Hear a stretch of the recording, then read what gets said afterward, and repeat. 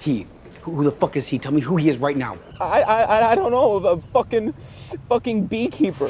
The only thing you know about him is he says he's a beekeeper. What? How did I fuck up? So fucking what? Why do I care if the guy keeps bees? If a beekeeper says you're gonna die, you're gonna die.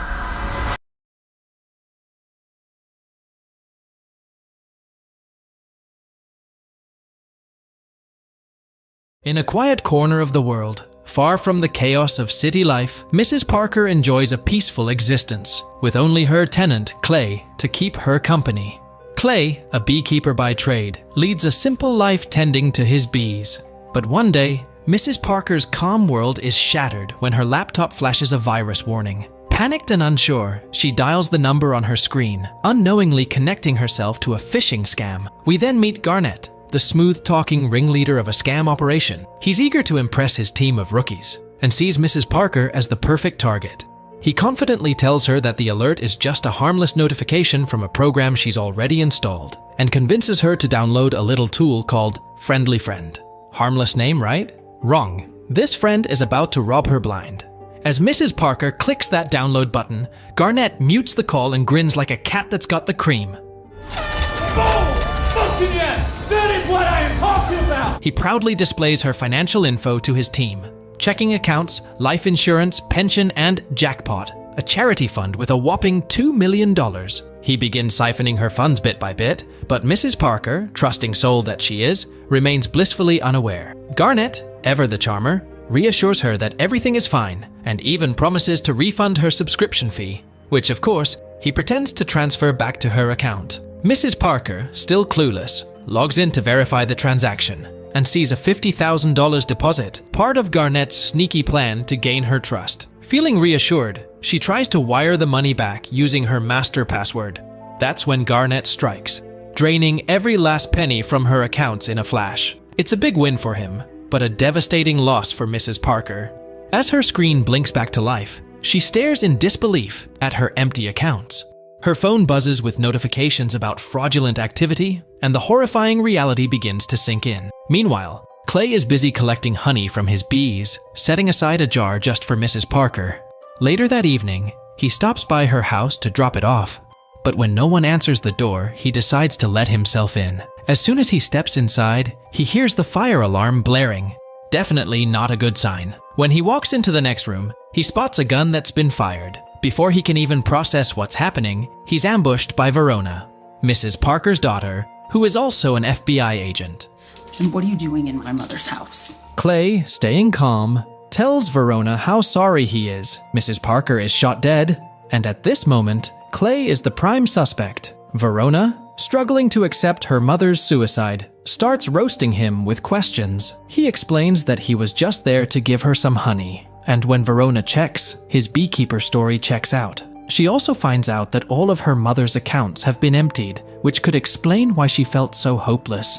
The gun has Mrs. Parker's fingerprints, and Clay's hands are clean, literally no gunshot residue. Realizing she might have been too harsh, Verona apologizes and invites Clay for a cup of coffee. Over coffee, Verona shares a bit about her mom.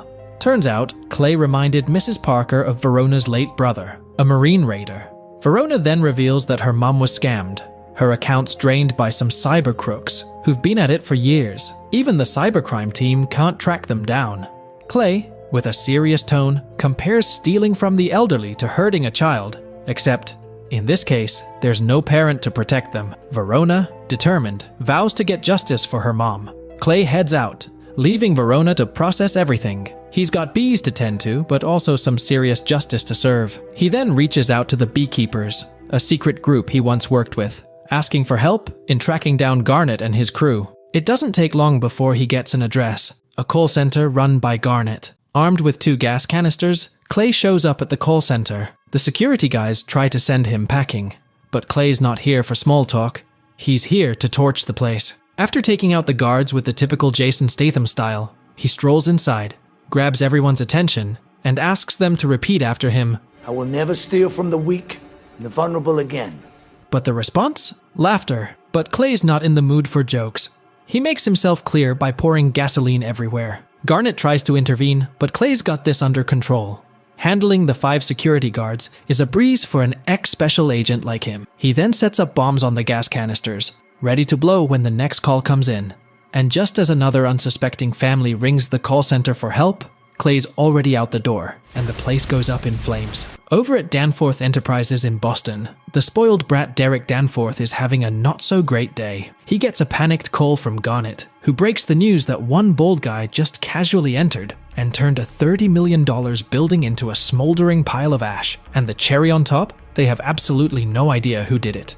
Oops. Derek, now in full panic mode, decides it's time to play the big boss.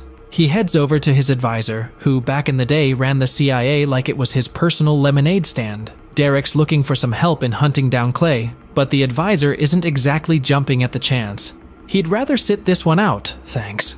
No problem, Derek thinks. He orders Garnet to log into the cloud, because, you know, that's where all the magic happens, and dig up anyone who's even remotely connected to their recent shady deals. Then, in his best wannabe gangster voice, he tells Garnet to handle it. Garnet, clearly not loving this plan, nervously agrees to try. Meanwhile, Verona shows up at the scene of the destruction.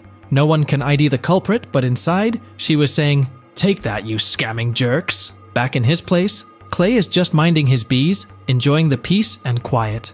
But, as they say, it's just the calm before the storm. Garnet, not exactly a fan of subtlety, rolls up to Mrs. Parker's place with his mercenary buddies, just in time to spot Clay driving off. In a fit of eye for an eye logic, Garnet decides the best way to get back at Clay is by shooting up his beehives. Clay, hearing the chaos, calmly activates a few machines to mask the sound, like a beekeeper version of a ninja. As Garnet and his crew approach, Clay lurks in the shadows, making them jumpy enough to start shooting at nothing. One by one, Clay quietly takes down Garnet's men, like a ghost. You'd think bad guys would learn not to split up by now, but nope. With his entire crew out of commission, Garnet is left alone, panicking as he realizes he's next. Clay doesn't waste time. He cuts off Garnet's fingers, leaving him alive just long enough to send a not-so-friendly message. Meanwhile, Verona gets a notification about a fire at her mom's house. She rushes over, only to find the crispy remains of some very familiar faces. The same goons tied to Garnet's company. Suddenly, it all starts to click for her and the other agents. Clay's been behind this all along. Garnet, still in full-blown panic mode, calls Derek while stopped on a bridge, interrupting whatever petty nonsense Derek is up to. But instead of good news, it's just been one disaster after another. As Garnet tries to explain that Clay is some sort of beekeeper ninja, Clay suddenly appears, drags Garnet out of the car, straps him in, and sends him plunging off the bridge. Cool as ever, Clay picks up the phone and lets Derek know he's next, sending a shiver down Derek's spine that not even his millions can cure. Derek, in full panic mode, runs to his mentor, Wallace, to spill the beans. He explains that some crazy beekeeper has it out for him, and even burned down one of his 20 call centers. At the mention of a beekeeper, something clicks for Wallace. This isn't just any angry guy with bees, this is big trouble. Derek, being as clueless as ever, can't understand why Wallace is so freaked out by some nobody. But Wallace, with the calm of a man who's seen some stuff, tells him that this nobody is actually a beekeeper, a man of focus, commitment, and sheer will. Things Derek wouldn't know if they hit him in the face. Wallace, being a former CIA director, knows when to back off, and he assures Derek that there's nothing he can do to help him out of this mess. Meanwhile, the FBI is slowly putting the pieces together. They're starting to suspect there's a mastermind behind all these shady call centers. But the real mystery is Clay. He's like a ghost. No records, no trace, just a birth certificate. The only thing that makes sense is that Clay was part of some classified program, which makes him even more dangerous. In a last-ditch effort, Jessica calls Wallace, begging him to protect her son, Derek, and promising him more shares in the company. That's all Wallace needed to hear. He picks up the phone and dials the one number you're never supposed to call, the top-secret CIA line. The moment he mentions that Derek has somehow pissed off the beekeeper, they know it's serious. Wallace is told that Clay is a retired agent, and the current active beekeeper will take over from here. But even with this reassurance, Wallace can't shake the feeling that things are about to get a whole lot worse. Meanwhile, as Clay sits there, staring thoughtfully at his jar of honey, life throws him another headache. Out of nowhere, his car gets rammed from behind.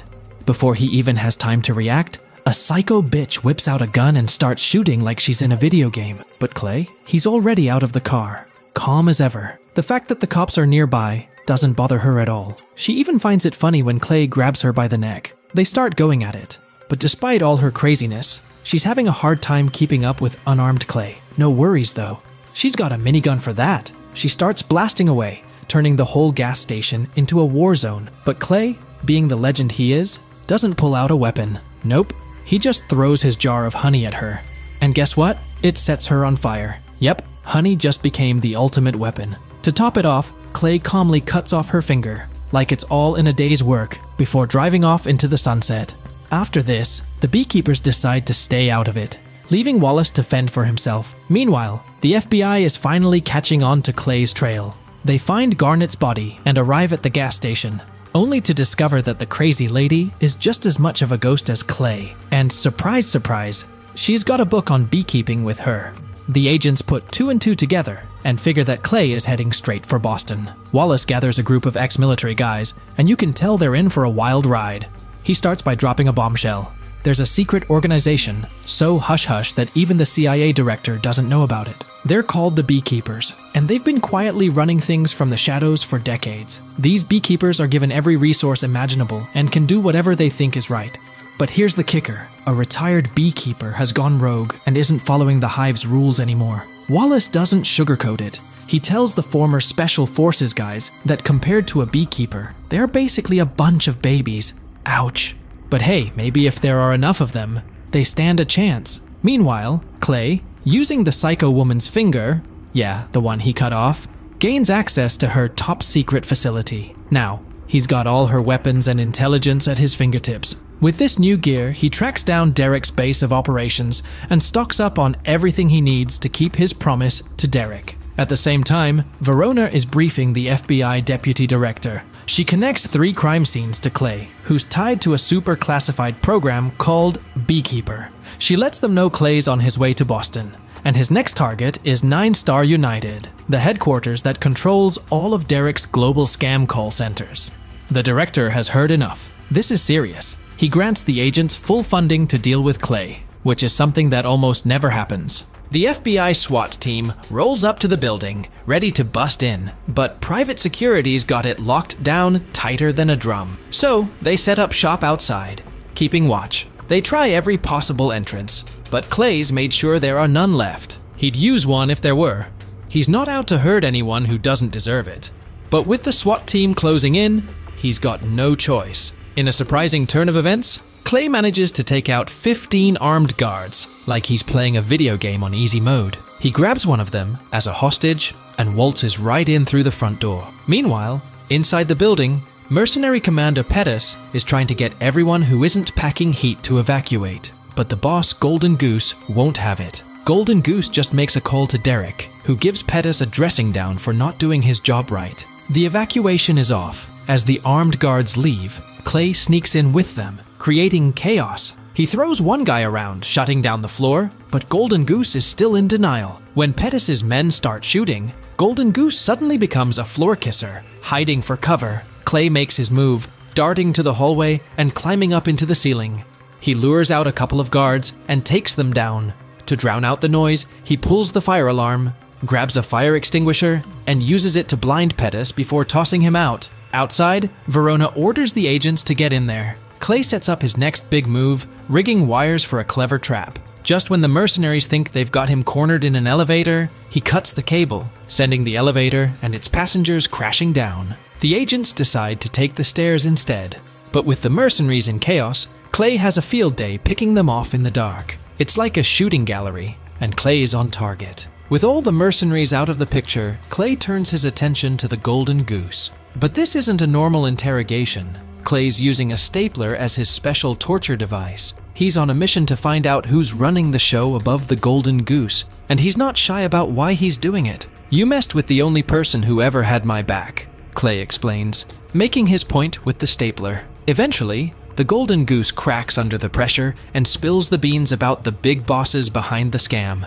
Verona arrives on the scene and talks directly to Clay. She tries to remind him that there are laws for this kind of thing, but Clay retorts that some things can't be fixed by laws, only by him. Then, with perfect timing, he slips away just as more agents show up. For now, the FBI is stuck dealing with the Golden Goose and his crew. Verona checks the laptop and discovers Clay's next target. Meanwhile, Derek, who's already on edge, gets some bad news from Wallace. All his mercenary guys are dead. Looks like it might be time to call Derek's mom for backup. If they're close to Jessica and her crew, Clay won't be able to strike. Derek, loving this plan, calls her up and asks if he can drop by. To his surprise, Jessica turns out to be none other than the President of the United States. Talk about a tough cookie. Clay's not going to be able to take down the Queen Bee that easily.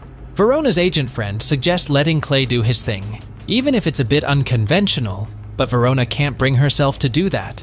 She's got to stick to the rules, no matter how right it feels to let Clay handle things. Verona updates the FBI deputy director, letting them know that Clay is following the money. Looks like the chase is far from over. 9-Star United is up to no good, using fancy data mining software to track down people who don't have any family or heirs, then going after their stuff. And guess what? There's another shady company in on it too, which several US government agencies use. All of this mess is run by Danforth Enterprises, which is owned by Jessica Danforth, the POTUS herself. She recently had to step down because she's now the president. So not only is Derek in hot water, but the president herself might be in danger. At the Danforth Beach House, security is tight, but Verona is there to make sure it's even tighter. Derek is lounging around, enjoying a beer, while Wallace is freaking out. I mean, you'd think with all these Secret Service agents around, they'd have this covered, right? Wallace even hired an elite team, but he's still on edge. After all, Yellow, one of the top bad guys, has taken down a beekeeper before, though not without a hefty price. Jessica is fuming because nobody told her how serious this situation is. Meanwhile, the Secret Service is going to extreme lengths, welding shut every manhole and thoroughly checking every vehicle that rolls up. But Clay isn't fazed by this. He finds a way into the sewer system, popping open a manhole cover and zipping through on a skateboard, aiming for a car out front. One of the agents spots Clay, but before he can raise the alarm, Clay quickly takes him out and hides him. Clay's got the perfect disguise to blend in with the crowd. With Yellow's elite kill squad arriving, the place might as well be a high-security vault. Clay switches into a slick suit, ready to step up his plan. Meanwhile, Verona spots the deputy director chatting with the president. Looks like she's finally getting the full scoop. The deputy director pulls Jessica aside into a private room with just her son, Derek. He's grilling them about some shady money dealings. Clay, while on his mission, gets spotted by Verona. He gives her a nod, but she's already tipped off the Secret Service that Clay's in the building. The kill squad springs into action. Clay's surrounded outside, guns pointing straight at him. He's about to give up when... Wait, what's that in his hand? Wallace gives the signal for execution, but Clay's not ready to throw in the towel. He blows up some cars to create chaos, takes out a few bad guys, and makes a dash for the house. Yellow's still in the game, and Clay is determined to keep the body count low. Taking an agent hostage, he ensures he has a clear path inside. Clay's making his move, and he's not letting anything or anyone stand in his way.